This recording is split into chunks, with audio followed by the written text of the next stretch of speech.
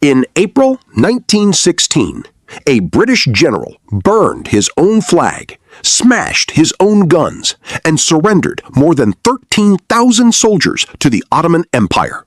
It was the largest British surrender of the First World War up to that point. But the surrender was only the beginning.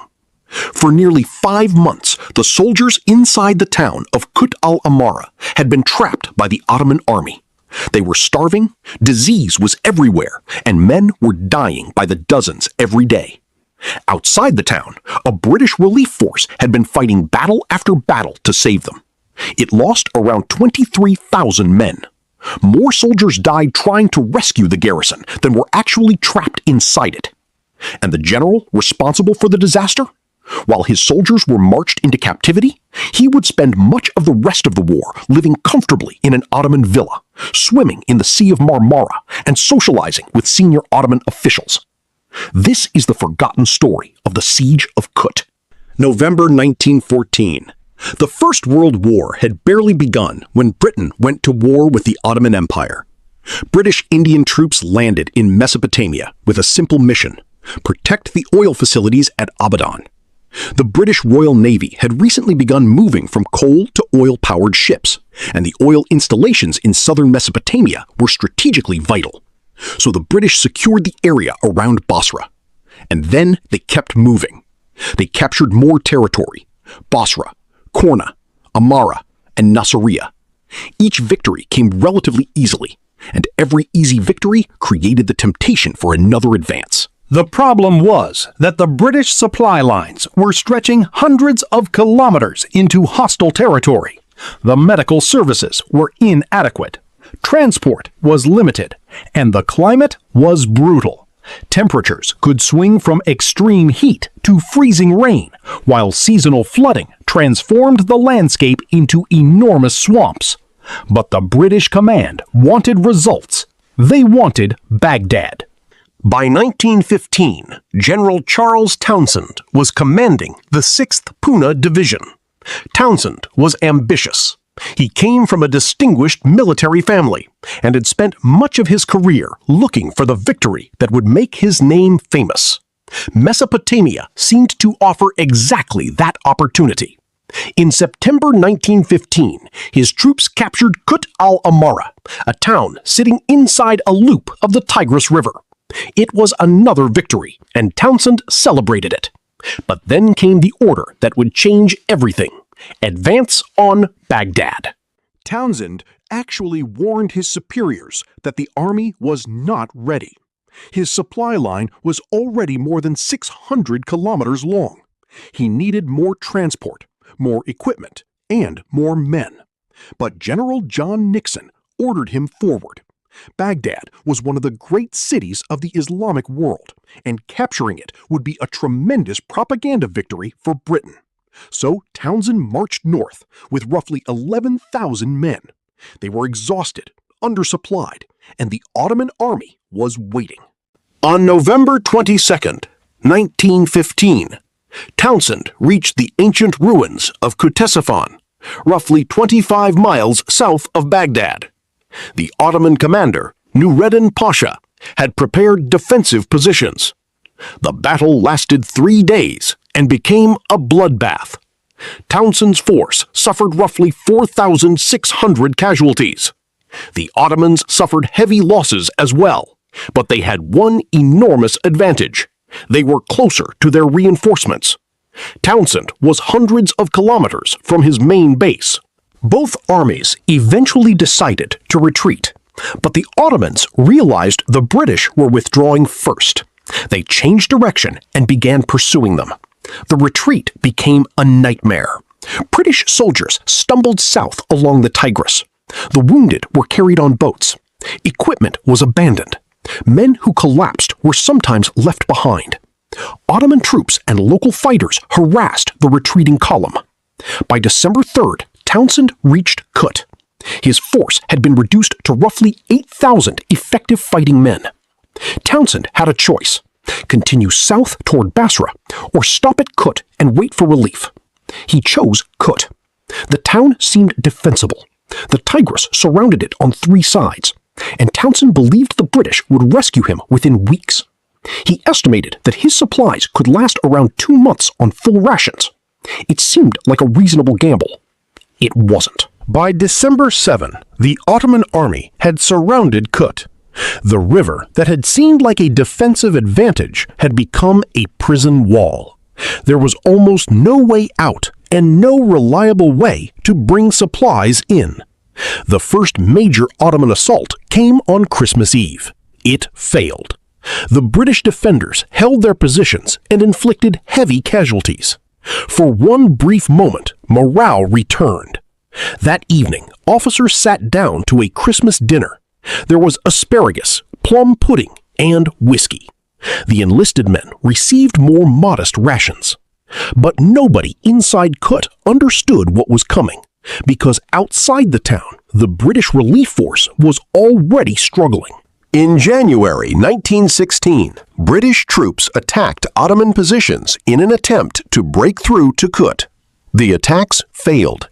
Thousands were killed or wounded. Then came the Battle of Hana, another failure.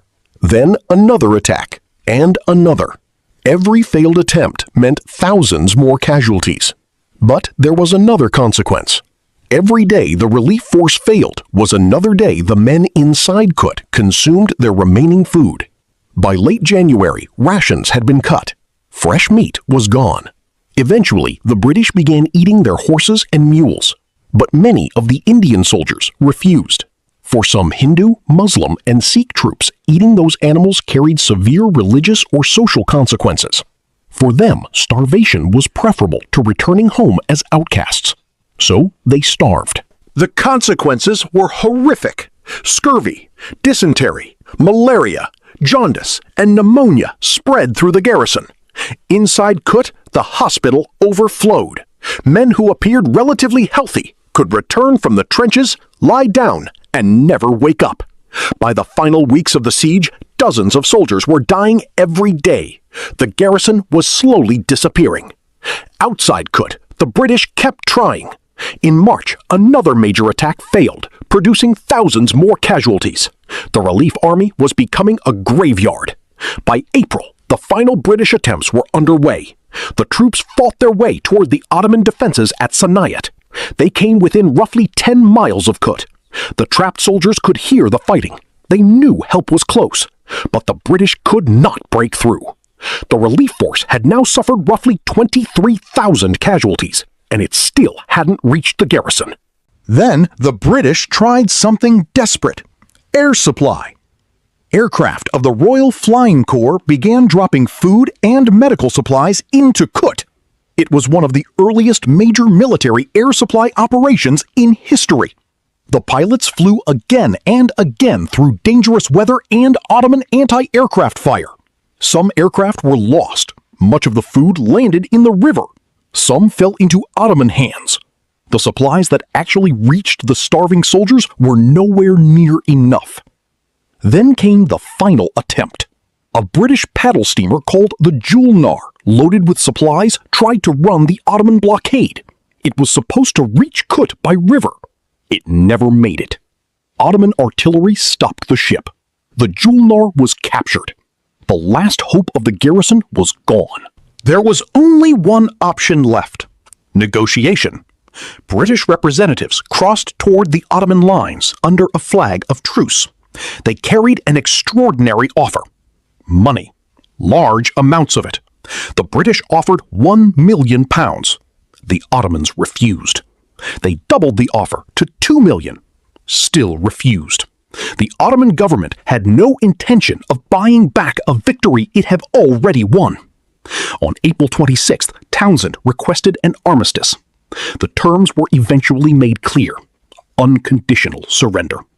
On April 29, 1916, Charles Townshend gave the order: destroy everything. British soldiers smashed their guns. Ammunition was destroyed. Equipment was burned. The British flag was taken down. Then the white flag went up. The radio operator sent a final message: Kut had fallen. More than 13,000 British and Indian soldiers marched out of the town and into Ottoman captivity. It was the largest surrender in British military history at the time. The men were already starving. Many were sick. Many could barely walk. But their ordeal was about to become even worse. The Ottoman government had promised that the prisoners would be treated as honored guests.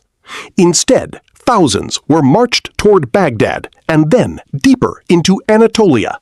They had little food, little water, and almost no transport. Men who collapsed were often left behind. Guards beat stragglers. The prisoners were eventually sent to labor camps and construction sites across the Ottoman Empire. The conditions were brutal: starvation, disease, exposure, and forced labor. Of the British and Indian rank-and-file soldiers captured at Kut, a devastating proportion died during captivity or on the journey. The officers experienced something very different, and nobody experienced a greater contrast than Charles Townshend. While his soldiers suffered, Townshend was taken to Constantinople. Then he was moved to the island of Buyukada in the Sea of Marmara. There he lived in a villa. He could walk around the island. He could swim. He received relatively comfortable treatment. He even developed relationships with senior Ottoman officials. While thousands of his soldiers were dying in captivity, their commanding general was living what looked remarkably like a peaceful Mediterranean holiday. The contrast was devastating. When the truth about Kut eventually became public, Townshend's reputation collapsed. The British government investigated the disaster. The Mesopotamia Commission exposed failures in planning, supply, leadership, and organization. Townshend defended himself in his memoirs and later entered Parliament. But the reputation of the hero of Kut never recovered. He died in 1924, largely forgotten.